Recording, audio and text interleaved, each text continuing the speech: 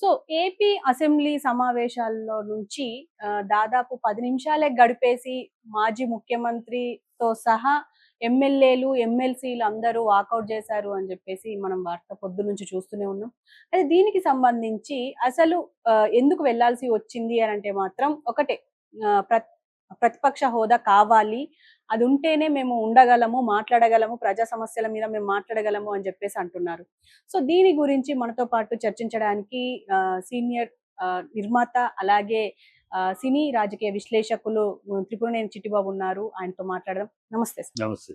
Sir ఇప్పుడు walkout చేశారు YS Jagan and తో సహా చాలా మంది వాకౌట్ చేసేసారు అని చెప్పేసి అంటున్నారు. దీని గురించి మీరేమంటారు సార్? అంటే ప్రతిపక్ష హోదా ఖచ్చితంగా ఉండాలి అని అంటారా? ఇప్పుడు చిన్నప్పుడు నువ్వు సామెతనే ఉంటావమ్మా, దుష్టులకి దుర్మార్గులకి దూరంగా ఉన్నావు. ఇప్పుడు జగన్ చేస్తున్న పని అదే. ఎందుకంటే వీళ్ళు జగన్ రావాలి అసెంబ్లీకి అనేది ఎందుకు? ప్రజా సమస్యలు చర్చించాలి, ప్రతిపక్ష నాయకుడు ఉంటే చర్చలు జరుగుతాయి, అందుకు కాదు. ఒక సునకానందం పొందటానికి. పవన్ కి అతని మెయిన్ నెంబర్ 1 ఎంట్రన్స్ 4 ఎంట్రన్స్ నుంచి ప్రతి మామూలుగా రావాలి, అలా వస్తే చూడు అని ఈ ఎకిలి నవ్వులు, ఎకిలి సరదాలు చేసుకోవాలి. అసెంబ్లీలో లెగిస్తే కూర్చోయా, ఎందుకంటే ప్రతిపక్ష హోదా లేదు, మామూలు మెంబర్ కూర్చో, ఆ మంత్రి గారు చెప్పండి అని అవమానించాలి, కేరింతలు కొట్టుకోవాలి. ఈ వీళ్ళకు ఈ దౌర్భాగ్యపు కుసంస్కారమైన చేష్టలు చేయటానికి జగన్ కావాలని కోరుకుంటారు తప్పితే, రావాలని చెప్తే జగన్ రావాలి, ఒక ప్రతిపక్ష నాయకుడిగా రావాలి, మనం మాట్లాడుకోవాలంటే ప్రతిపక్ష హోదా ఇస్తారు. ప్రతిపక్ష హోదా అనేది తెలిసి తెలియక ఏదో వాగేస్తున్నారు తప్పితే రాజ్యాంగంలో ఎక్కడ కూడా 10% ఉంటేనే ప్రతిపక్ష హోదా లేదు. రాజ్యాంగంలో it is not constitutional binding.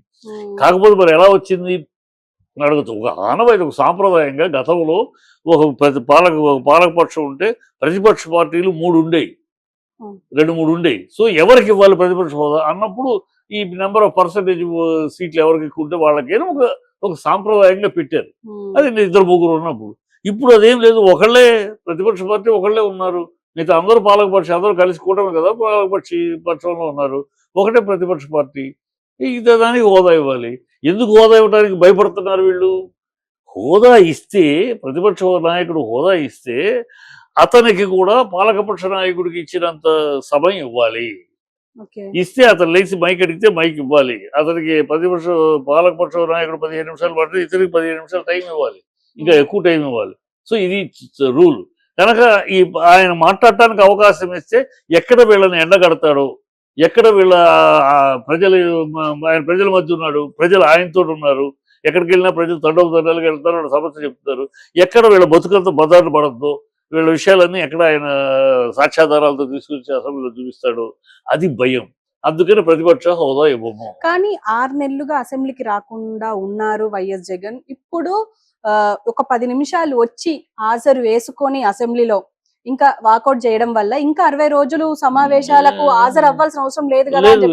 లేదు, అంతే లేదు. నువ్వు ప్రతిపక్ష హోదా గౌరవంగా, సంస్కారవంతంగా, సభ్యతతోటి మనం అసెంబ్లీ ప్రజల కోసం నడుపుతున్నాం. ప్రజలకి ఈ అసెంబ్లీలో పాలక ప్రతిపక్ష పార్టీల వాదాపోదాలు ఇవి ఉండాలి.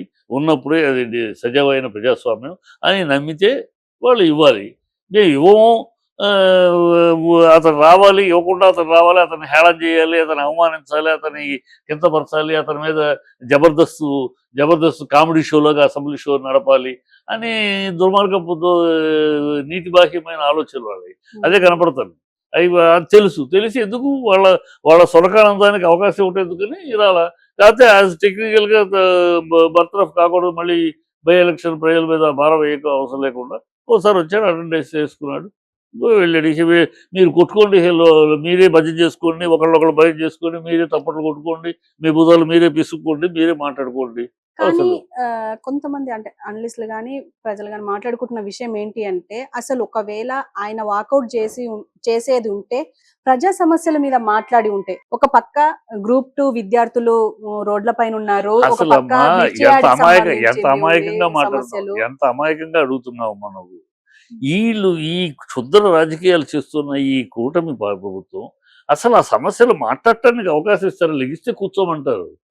మాట్లాడాలి అధ్యక్ష అంటే కొంచెం మాట్లాడిన మంత్రి గారు ఇలాంటి యాక్షన్లు చేయడానికి, ఇలాంటి జబర్దస్త్ కామెడీ షో చేయడానికి వాళ్ళకి అక్కడ సమస్యలు చర్చించడానికి లేరు. వాళ్ళు సమస్యలు చర్చించే పరిస్థితిలో లేరు. ఎందుకంటే అన్ని సమస్యలు వాళ్ళే. ఈ ఈ దౌర్భాగ్యమైన కూటమి అన్ని అబద్ధాలతో అధికారంలోకి వచ్చింది. అబద్ధాలు చేస్తుంది, డైవర్షన్ పాలిటిక్స్ చేస్తుంది, అప్రాచ్యపు పాలన చేస్తుంది, అరాచకపు పాలన చేస్తుంది. ఈ దౌర్భాగ్యం ప్రజలు అసహించుకున్నారు. ప్రజలు ఎక్కడికక్కడ నిలదీస్తున్నారు వీళ్ళు ఎక్కడికి వెళ్ళినా సరే. సో వీళ్ళు ఆ సమస్యలు ఎందుకు మాట్లాడతారు? దాన్ని డైవర్ట్ చేయడానికి ఇతను ఒక వెపన్గా వాడుకుందాం, డైవర్ట్ చేయడానికి జగన్ వస్తే, జగన్ ఒక ఆడుకుంటే ప్రజల్లో అది చర్చ అయిపోద్ది. ఈ చర్చ కాకుండా ఇలాంటి నీచ నికృష్టపు ఆలోచనలు తప్పితే వీళ్ళకి ప్రజాస్వామ్యంగా ప్రజలు ఎందుకు భయం? మీకు ఇవ్వండి, ఎందుకు భయం? భయం. అక్కడ ఆయన ప్రతిపక్ష హోదా ఇస్తే ఎక్కడ మన చీల్చి చెడ్డాడుతాడో, ఎక్కడ మన బతుకు బదాన్ని పడద్దో, ఎక్కడ మన విషయాలు ప్రజలు తేడతలం అయిపోద్దో అని భయం. ఆ భయంతో ఈ నాటకాలు తెలిసి తెలియకుండా, చట్టం తెలియకుండా, రాజ్యాంగం తెలియకుండా, రాజ్యాంగంలో లేదు ఎవరు చెప్పారు రాజ్యాంగంలో పర్సంటేజ్ ప్రకారం ప్రతిపక్ష హోదా రాజ్యాంగంలో దగ్గర చూపించమనంటే ఎవడన్నా? ఏమి తెలియకునే వాగేయటము. ఆ పవన్ కళ్యాణ్ ప్రెస్ మీట్ పెట్టేసేసి నాకన్నా ఒక 2 సీట్లు ఎక్కువ వచ్చినా ఇచ్చారు. నువ్వెవడు? నువ్వు పాలకపక్షం అయ్యా, ఆయన ప్రతిపక్షం. నాకన్నా నువ్వు ప్రతిపక్షమా? నాకన్నా ఎక్కువ అనడానికి? ఆయన కూడా అన్నారు కదా, అంటే ఒకవేళ ప్రజా సమస్యల మీదనే మాట్లాడి ఉంటే మేము ఆయన అడిగిన దానికి గౌరవంగా టైం ఇచ్చే వాళ్ళం, కానీ ఆయన అభ్యం అడగకుండా మాట్లాడకుండా డైరెక్ట్ ఈ మాటలు, వీళ్ళ మాటలు, ఈ గోతిన నక్క భాష వీళ్ళది, వీళ్ళది నక్కల భాష. వీళ్ళ మాటలు నమ్మేది ఎవడమ్మా? వీళ్ళ ఉద్దేశం ఏంటో చూస్తున్నాం కదా. ఆర్ఆర్ కాళ్ళ వెళ్ళబడి డిప్యూటీ స్పీకర్ పదవి ఎందుకు తీసుకున్నాడు? కాళ్ళ వెళ్ళబడి చంద్రబాబు ఎట్లాగైనా బతివాలి. ఎందుకంటే ఆయన ఈ జగన్ రాగానే ఆయన కూర్చుంటాడు సీట్లో, జోకులు చేస్తూ ఉంటాడు కదా, చిల్లర జోకులు. ఆ జోకులు వేయాలి, నవ్వుకోవాలి. ఈ చిల్లర వేషాల కోసం వాళ్ళు తప్పితే వాళ్ళు మీరు అడగనివ్వరు, మాట్లాడినవారు. తెలుస్తుంది, తెలిసేది మేము అడుగుతాము కదా, మేము ఇస్తాము కదా. ఈ గాలి మాటలు ఇస్తామని మీరు అవకాశం ఇస్తారంటే ప్రతిపక్ష హోదా ఇవ్వండి, ధైర్యంగా మాట్లాడండి. ప్రతిపక్ష హోదా ఇవ్వడానికేమో దమ్ము చాలదు, భయం. మళ్ళీ నేను అవకాశం ఇస్తా కదా, నువ్వేంటి ఇచ్చేది అవకాశం? నాకు రైట్ రాయల్గా అవకాశం వచ్చే పరిస్థితి వస్తా. నాకు ప్రతిపక్షం రైట్ రాయల్ అవకాశం. నువ్వు దానం కాదు, ధర్మం కాదు, నీ దయాదర్శనాలుగా మీద రాజకీయాలు అసెంబ్లీకి రాను. నేను నీ దయాదర్శనాల మీద నేను ఎందుకు వస్తాను? నా హక్కు అయితే వస్తా. కానీ అసెంబ్లీ నియమావళి ప్రకారం అసలు మీకు ఇచ్చేది లేదు ప్రతిపక్ష హోదా. అలాంటప్పుడు దానికోసం ఎందుకు, అంటే దానికోసం ఇచ్చేది ప్రతిపక్ష హోదా లేని అనేది పిచ్చి మాటమ్మా. లేని అని ఎవరు అంటున్నారు? మీరు వాగుతున్నారు. లేని అది చట్టంలో లేదు, రాజ్యాంగంలో లేదు. రాజ్యాంగంలో ఆ హోదా ఇవ్వడానికి లేదు అనేది లేదు. ఎవరో ప్రతిపక్ష ఉంటే వాళ్ళకి ఇవ్వాలి. అది 10 సీట్ల 2 సీట్ల కూడా కాదు. 2 సీట్లు ఉన్న వాళ్ళు కూడా ప్రతిపక్ష హోదా ఇచ్చే సందర్భాలు ఉన్నాయి దేశంలో. పర్సంటేజ్ లెక్క కాదు, అది రాజ్యాంగంలో లేదు. ఒక ఆనవాయితీ, ఒక సాంప్రదాయంగా ఒక సందర్భంలో 2-3 ప్రతిపక్ష పార్టీలు ఉన్నప్పుడు ఎవరికి వాళ్ళని దాంట్లో ఒక సాంప్రదాయం ఏర్పరిచారు. ఇప్పుడు అది అలా సాగుతుంది. ఒకసారి లేనప్పుడు ఆటోమేటిక్గా ఉన్న వాళ్ళకి ప్రతిపక్ష హోదా ఇచ్చిన సందర్భాలు అన్నీ ఉన్నాయి. కనుక తెలిసి తెలియకుండా రాజ్యాంగంలో ఎక్కడ ఉంది లేని జరుగుతున్నారంటారేంటి? ప్రజలు ఇవ్వలేదంటే ప్రజలు ఇచ్చారు. ఆయన అంటాడు ప్రజలు ఆచారు, ఆయన ప్రజలు ఇవ్వలేదు. ప్రజలు ఇవ్వకపోతే 40% ఓట్లు ఇచ్చారు. ప్రతిపక్ష హోదా కదా, పవన్ కళ్యాణ్కి ఇచ్చారా 40%, బీజేపీకి ఇచ్చారా 40%. 40% ఓట్లు ఇచ్చింది ప్రజలు, 11 సీట్లు కాదు, 40% ఓట్లు. అంటే జనాభాలో 40% జనాభా కావాలని కోరుకున్నారు ఓట్లు వేసిన వాళ్ళు. అది ప్రతిపక్ష హోదా ఇచ్చినట్టు కదా. సీట్లు అనేది లెక్క కాదు. ప్రతిపక్ష హోదా 40% ప్రజలు జగన్ పక్కనే ఉన్నారు. కానీ ఇప్పుడు మీకు ఒకవేళ ప్రతిపక్ష హోదా కావాలి అని ఇప్పుడు ఇలా చేస్తున్నారు, కానీ ఇది అంతా చేసే బదులు మీరు జర్మనీకి వెళ్ళిపోండి మీ 11 ఎమ్మెల్యేలతో అని చెప్పేసి మాట్లాడారు. ఇంకో విషయం కూడా, అందులో 11 నిమిషాలే ఉన్నారు అని చెప్పేసి కూడా ఈ జబర్దస్త్ జోకులు. వీళ్ళు అందుకే అసెంబ్లీ నడిపేది జబర్దస్త్ జోకులు వేయడానికి. జర్మనీ, పూలే ఎదురు అంటాడు. పవన్ కళ్యాణ్కి ఏముంది, జర్మనీ అంటాడు, జపాన్ అంటాడు, ఇంకో జంగిల్ అంటాడు. అతనికి ఏదో తనకు తెలుసు అని చెప్పు. ఏం తెలుసు అతనికి? తనకేం తెలుసు? నువ్వు ఒకసారి పూలే అంటావు, ఒకసారి మాయావతి అంటావు, ఒకసారి సనాతన ధర్మం అంటావు, ఒకసారి నేను క్రిస్టియన్ అబ్బా అంటావు. నీవు కూడా మాట్లాడుతూ ఉంటే పవన్ కళ్యాణ్ కూడా నిలకడ లేదు, నిజాయితీ లేదు, నిబద్ధత లేదు. 30,000 మంది 32,000 అమ్మాయిలు పారిపోయారంటాడు, వ్యభిచార గృహాలు అమ్మారంటాడు. ఇప్పుడు అది అబద్ధం తేలితే సమాపణ చెప్పడు. ప్రత్యేక హోదా ఇవ్వలేదు, ఆంధ్రాకి అన్యాయం చేశారు, బీజేపీ అంత చూస్తాను డామ్ డూమ్ డకారం చుట్టెగరేసుకుని ఆవేశంగా ఊగిపోతూ మాట్లాడాడు. ఇవాళ మోడీ కాళ్ళ దగ్గర కూర్చుంటాడు, మోడీ కాళ్ళు తీస్తుంటాడు. చంద్రబాబును సిగ్గుందా శరముందా, నా తల్లిని దూషించారు, మీ అంత చూస్తాను చంద్రబాబు, లోకేష్ ఆయన ఆవేశంగా పౌరుషం చచ్చిపోయింది అనుకున్నారు, అది ఇది మాట్లాడు. ఇవాళ చంద్రబాబే దేవుడు, 15 ఏళ్ళు ఆయన అంటాడు. పౌరుషం చచ్చిపోయింది, చీమునెత్తురు చచ్చిపోయింది, ప్రశ్నించే ధైర్యం చచ్చిపోయింది, అన్నీ చచ్చిపోయి ఆయన ఇప్పుడు అందుకని నన్ను మోడీ గారు అన్నాడు, ఏంటి హిమాలయాలకు వెళ్తున్నారా అని సెటైర్గా అన్నాడు. అది కూడా అర్థం కాలేదు.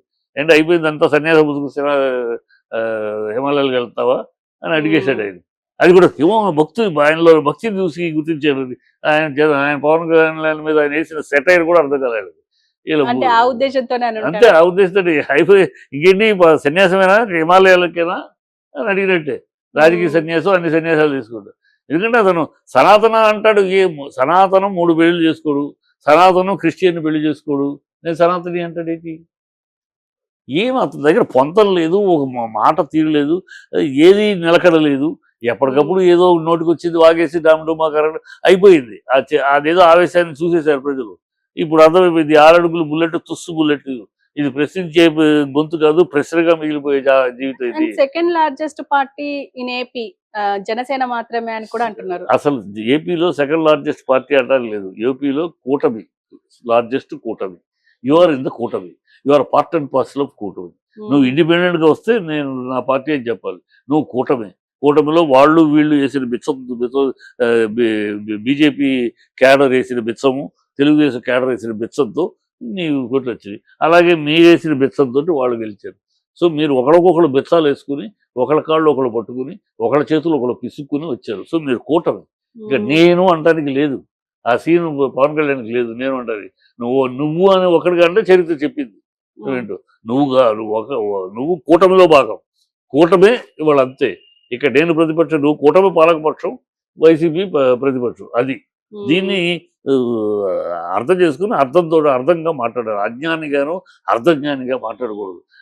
నాకన్నా ఒకరే నీకన్నా ఉంటుంది పాలకపక్షం, ఇక ప్రతిపక్షం అనేది. నువ్వు ప్రతిపక్షానికి వస్తున్నావా? ఒకవేళ అది సంకేతమా? చంద్రబాబు వెన్నుపోటు వీరుడికి వెన్నుపోటు పొడిచి నువ్వు పార్టీ నుంచి కూటమి నుంచి బయటకు వచ్చి నువ్వు ప్రతిపక్ష హోదా కోరతావా? ఒకవేళ అదే నీ ఉద్దేశమా? అందుకే అది దానికి సంకేతమా ఇవాళ పవన్ కళ్యాణ్ మాట? మా అన్నయ్య ఎలా అయితే రాజశేఖర రెడ్డి గారి పక్కన చేరి చంద్రబాబుని ఓడించాడు, ఇవాళ నేను పక్కన చేరి గెలిపించి ఇప్పుడు తొక్కుపోతున్నాను, ఆయన వెన్నుపోటు విద్య ఆయనకే నేర్పబోతున్నాను అనే సంకేతం ఇది. నా పక్కన ఉన్నాడు నాదెళ్ల మనోహర్ ఉన్నాడు. నాదెళ్ల మనోహర్ గారి తండ్రి చరిత్ర ప్రజలకు తెలుసు. పక్క నుండి ఎట్లా ఆయన చేసిన